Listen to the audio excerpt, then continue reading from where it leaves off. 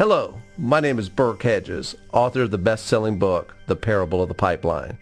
I open my book with a story about Pablo and Bruno, who take two very different paths in their quest for financial independence. What you're about to see is the delightful animated story of their adventure. So, sit back, relax, and enjoy the life-changing lessons in The Parable of the Pipeline.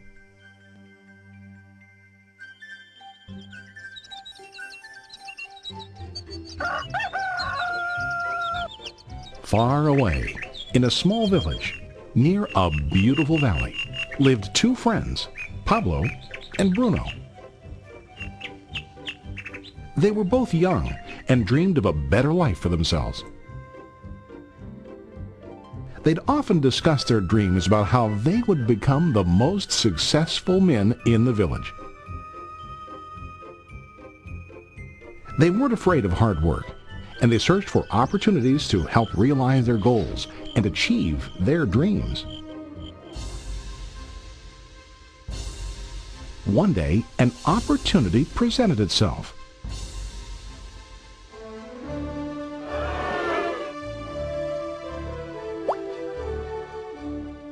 The mayor of the village decided to hire two people to bring water from a spring up on the mountain, across the valley, back down to the village. They were to be paid based on the amount of water delivered to the village. Bruno and Pablo enthusiastically got to work. Every day, from morning till evening, they carried buckets to and from the spring. They worked hard, carrying water to the village. In the evening, they'd return home with their day's wages.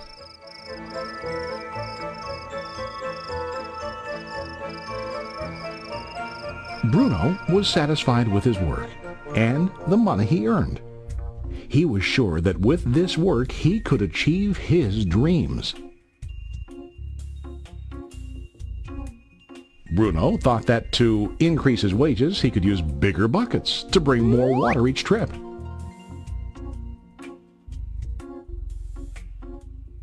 He believed with a larger income he would soon be able to buy a cow and the house that he dreamed about.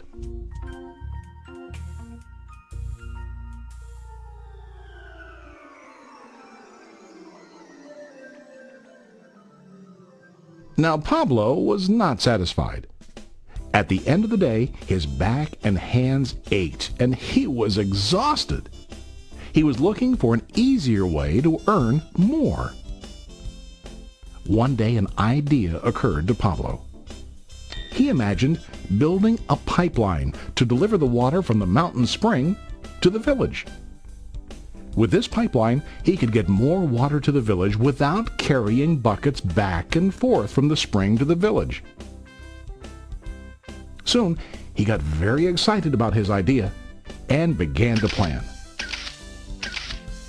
Pablo, of course, shared his idea with his friend Bruno and asked him to join with him to work on and help build the pipeline. Bruno thought the idea was crazy. All Bruno could think about was what his money could buy today and how to get it quicker. He felt that building a pipeline would slow him down and delay him in achieving his goals. Instead, Bruno got bigger buckets and went more often back and forth fetching water. He was sure that with this method he could make more money. Pablo decided to build the pipeline on his own. He understood that it would not be easy to build, and it would take time to complete the pipeline. Pablo knew that it could take several years to finish, but he set his mind on his goal. Every day he worked and carried water like before. But on weekends and during his spare time, he worked hard to dig in the rocky soil and build his pipeline. In the first month, there was little to show for his work.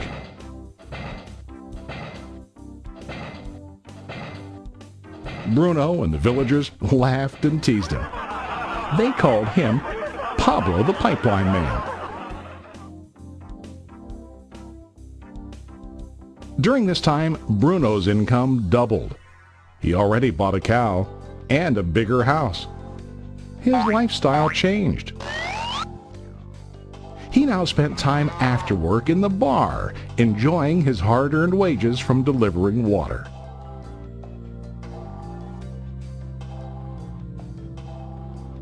What Bruno didn't realize was that his body was starting to stoop from carrying the heavy buckets every day.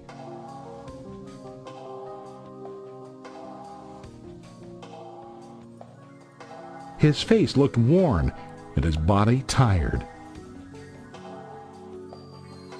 Soon, he began to carry less and less water due to the wear and tear on his body.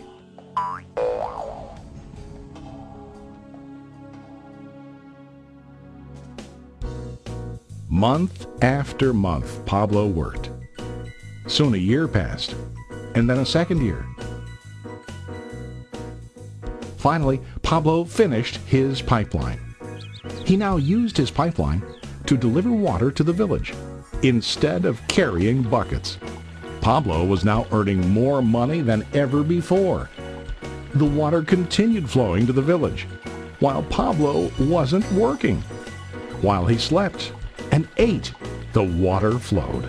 Pablo was happy and proud of his insight, persistence, and hard work. Now his income flowed as long as the water flowed through his pipeline.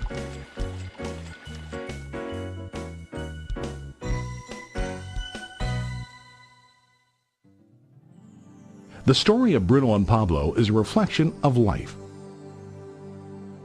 Their jobs symbolize what most people do to earn money. Bruno gets his money using buckets. He goes back and forth, carrying his buckets from the spring to the village in exchange for money.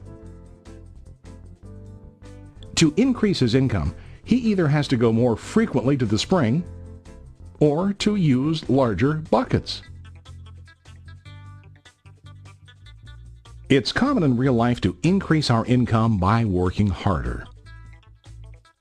For example, working overtime or getting a second job. We also increase the size of our buckets by accepting a higher paying position, which often includes spending more time on the job. Most of us exchange time for money like Bruno. We know that every person has only 24 hours in the day and that it's not possible to use all our time to work. The most difficult time comes when we can no longer exchange time for money due to age, health, or other reasons. Then, our income stops. Now let's review what Pablo did. Very wisely, Pablo did not exchange all of his time for a limited income, but he used some of his time to build a pipeline. He knew that the pipeline would bring ongoing income as long as the water flowed. An ongoing income that multiplied the time he worked each day. Pablo knew that someday, maybe because of age or health, he would no longer be able to exchange his available time for money.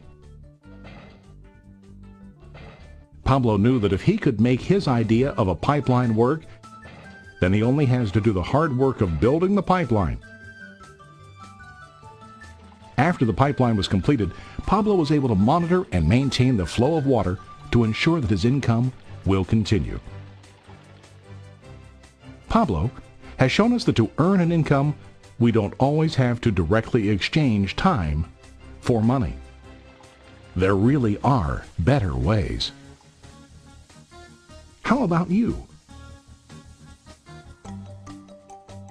Are you still like Bruno, who directly exchanges time for money? Or do you want to be like Pablo, building and maintaining a pipeline for ongoing income?